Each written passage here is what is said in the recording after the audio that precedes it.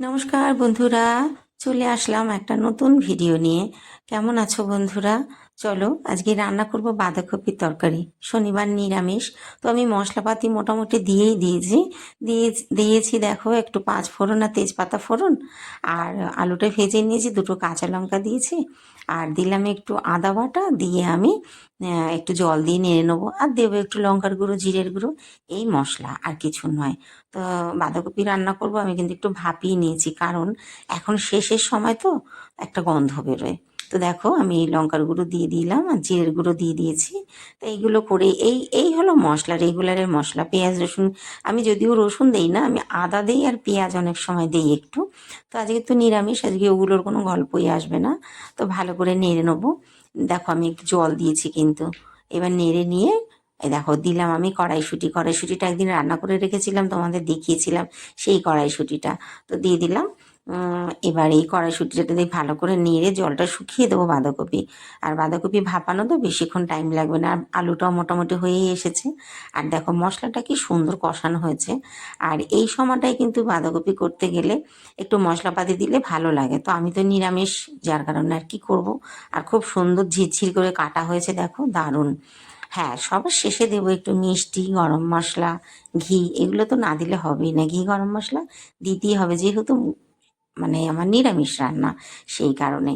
তো দেখো বাঁধাকপিটা নেড়ে নিই, আর এদিকে আবার কি করেছি, ডাল কিন্তু ফুটছে। হ্যাঁ, এইবার দেখো আমি এটার পকোড়া বানাবো। এই যে কড়াইশুঁটি যে ভেজে রেখেছিলাম, কেমন সেদ্ধ করে একটু জিরে ফোড়ন দিয়ে আর টমেটো দিয়ে একটু আদা বাটা দিয়ে আমি এটাকে ভেজে রেখেছিলাম, একটু রান্না করে রেখেছিলাম, আর তাতে দিয়েছিলাম একটু ধনিয়া পাতা।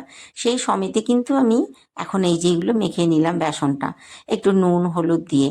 আর এদিকে দেখো বাঁধাকপিতে দেবো ঘি, ঘিটা দিলাম 1 চামচ, আর একটু গরম মশলা, এটা দিয়েই নামিয়ে দেবো, ব্যাস রান্না কমপ্লিট।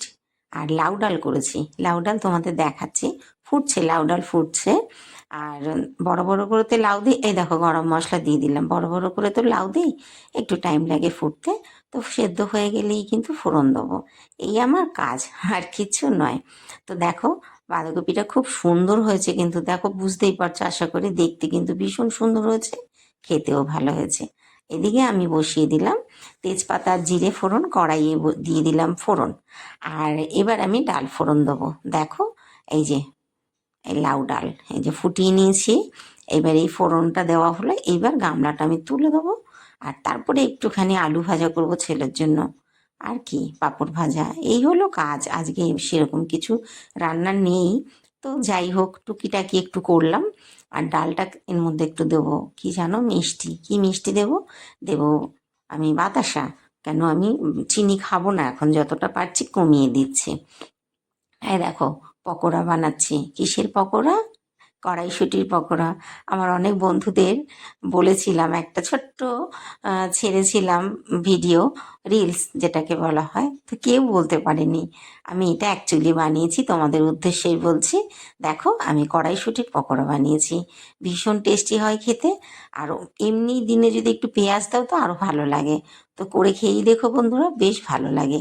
হ্যাঁ, বেসন আর সঙ্গে যদি একটু আতপ চালের গুঁড়ো দেওয়া যায় ভালো লাগে, তবে আমি আতপ চালের গুঁড়ো দিইনি, জাস্ট আমি বেসন দিয়েছি, ব্যাস হয়ে গেল পকোড়া।